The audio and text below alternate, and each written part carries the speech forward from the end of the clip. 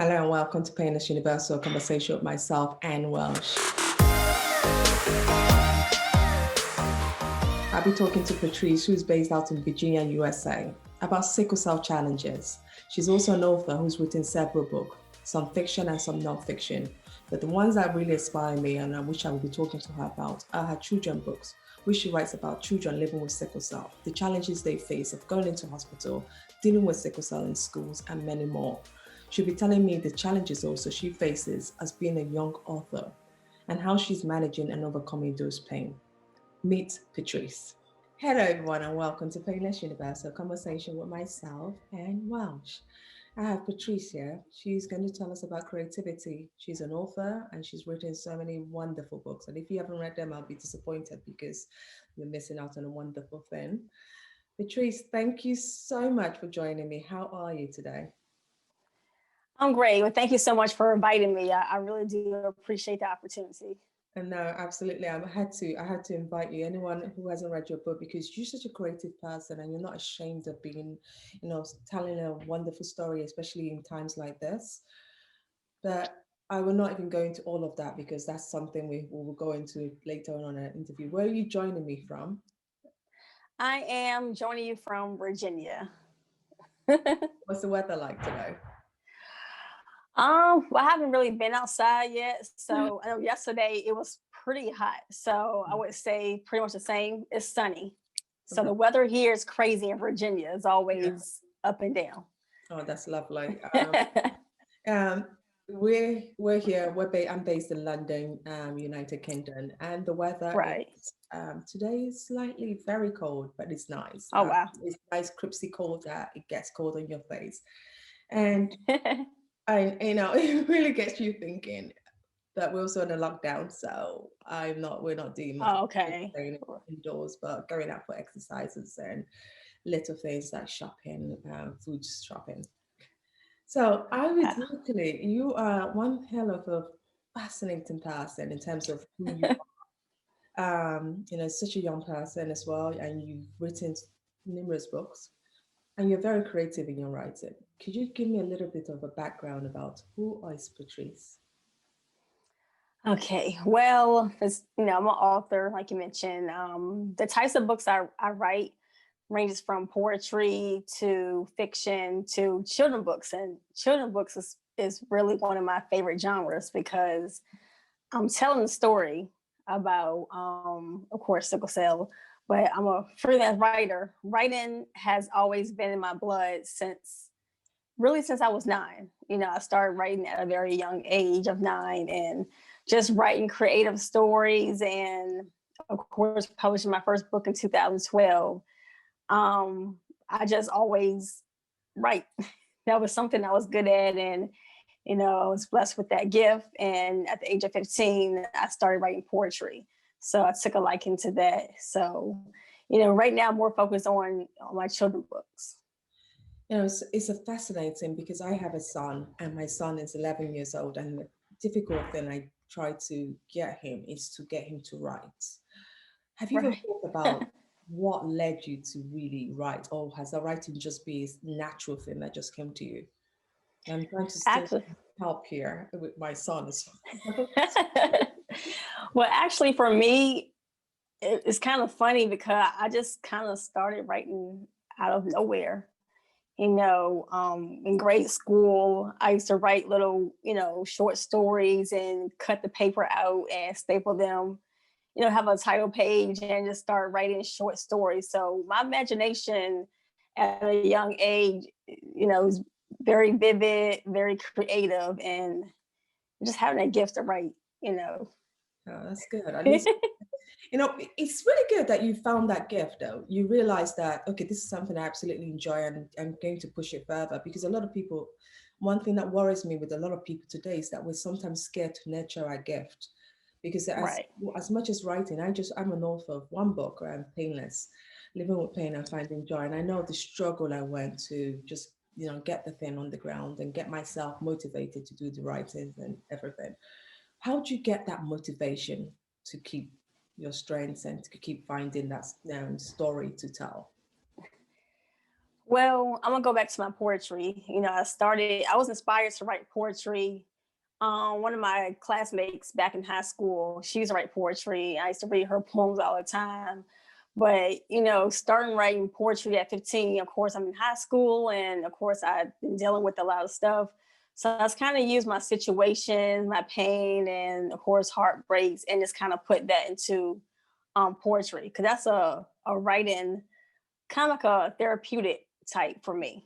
So Mm. it's always been that way since, writing poetry at a young age. And then, of course, continuing in college, and of course, writing about my trials and tribulations. So that kind of kept me motivated as far as writing poetry. That's- And yeah, mm. so I'm just trying to focus more on my children books, because I think that's, speaks more volume to me. I think what caught my eyes was probably your book you did on sickle cell. Yes. Yes, so that's really what caught my eyes. I think, I wrote a book on sickle cell, but it was Okay. a big book. It's 230 pages, so that's big. Right. And okay, the kids will not be reading that book right now, especially kids who are much younger. And you did this children book, and I think that's what really caught my eyes. It's just how well, and I have to say I've read your book, how well you Thank told you. the story about sickle cell and how helps different ways of helping each other, different ways people can help, or different ways to explain it to a child, those kind of things. What led you on that part to write that book for people with sickle cell? Well, I was diagnosed with sickle cell at the age of 1. And, during my childhood, experiencing the pain crisis, and being hospitalized, and just staying strong. And of course, I was always fascinated with children books. So I just kind of wanted to share my experience, to share my testimony through through a children book. And it's kind of just add that my own story to it. So of course, Patricia, of course, that is me. And just not just, telling the story, but educating people about what sickle cell is. Cause a lot of people they still don't know what sickle cell is. So that's really important to me as an advocate and an educator, trying to get more people involved and just to promote and spread awareness. That's really good. What was it like living with sickle cell as a young child? What was it like? Um, let's see. Of course, in and out of the hospital. I mean, a lot of children, when they're in pain, a lot of kids don't like to be in pain. But for me, just being hospitalized, the blood transfusions. But I was always a strong warrior, because I was always determined to go to school. I didn't really want to miss any days of school, due to me being hospitalized. So just remembering, when I was 12, my last pain crisis was in 1999. And I know my parents told me this, that when doctors told them that, I almost died at the age of 12, because the second pain crisis I experienced was, worse than the first one. So it can be challenging at times. It can be very challenging. But through all this pain with sickle cell, right, you still managed to not just be embarrassed about it, but you've taken that uh, Right. pain from sickle cell to put it onto a creativity side by writing books. So did the book writing also start when you're in hospital? Did you start jotting down notes? Did that help? Or did you utilize that time there?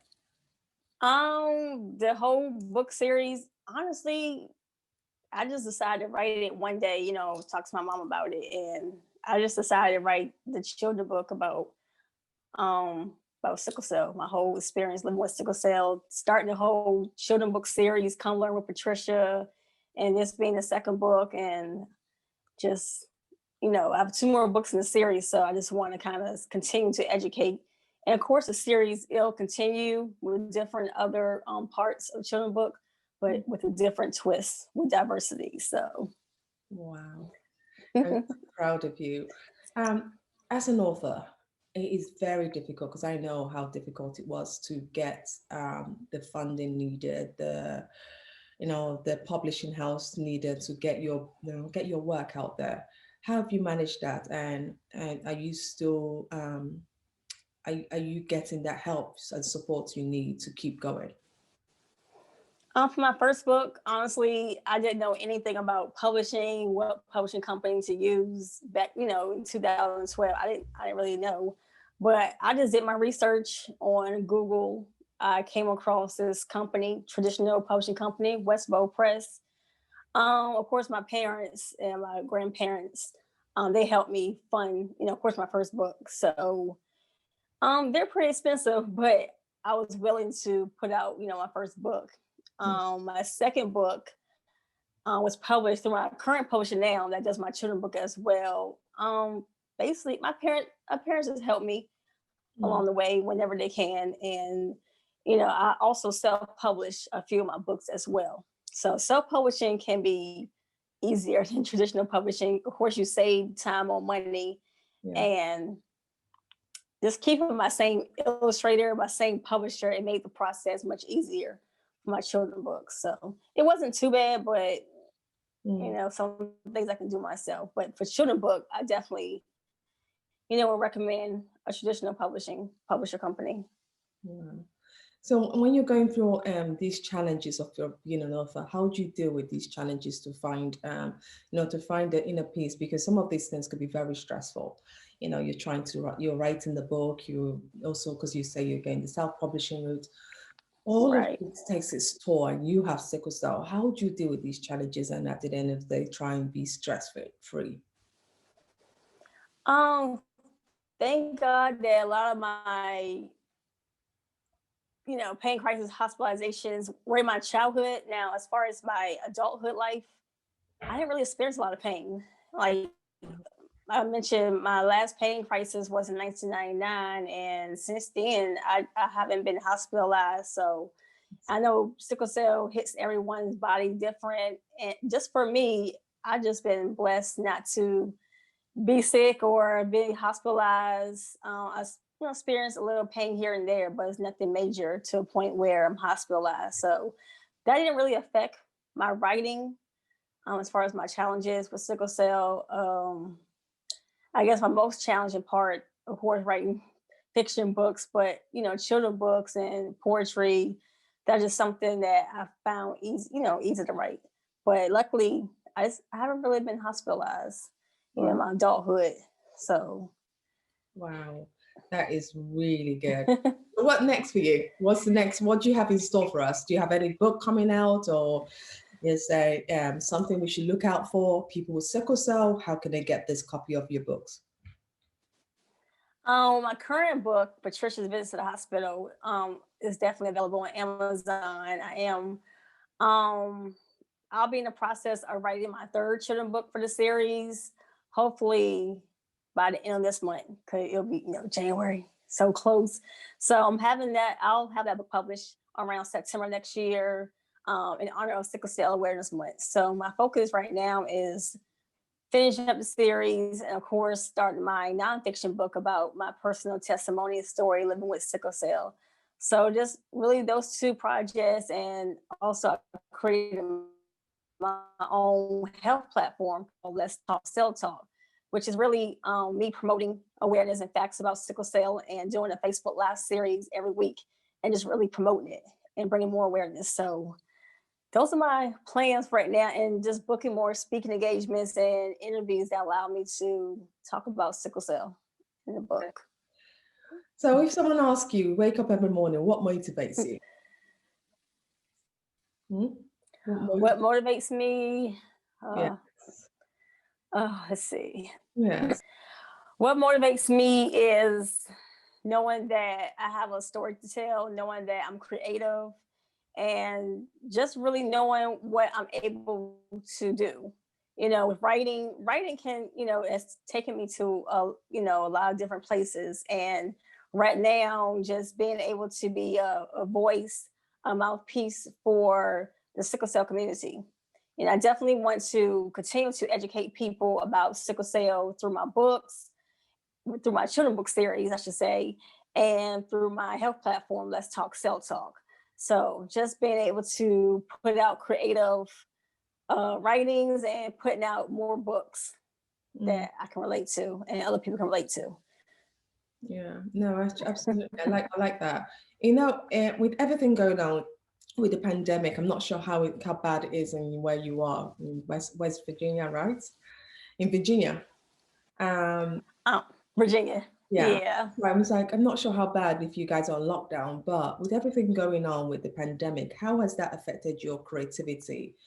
And how is the writing world changing to adapt to this new world? Well, for me personally, during the pandemic, it really hasn't affected me. Honestly, with my writing, I know for a lot of people, 'cause I'm an introvert, so being indoors and stuff, it really doesn't really affect me. But for people that's used to doing book signings and vendor events all year long and just meeting people face to face at book events, Mm, I guess they're the ones who's suffering more yeah, because now virtual has taken over, and the whole virtual experience is not bad. It's a great technology. It's the new normal, I think. yeah, It's taking on its own course. So for me personally, it hasn't really affected me, the pandemic, yeah. because I don't really go to a lot of places, but I don't mind doing virtual activities. Before virtual, I did some vendor events, not a whole lot, just depending. But this whole virtual experience is great. And it's true. Some people are actually loving this because has been, I Yes, mean, even people with chronic illness, like saying, this has been our world. We've been living like this. We can't go out anytime. We can't do this. We have to plan. exactly. So this is in our world.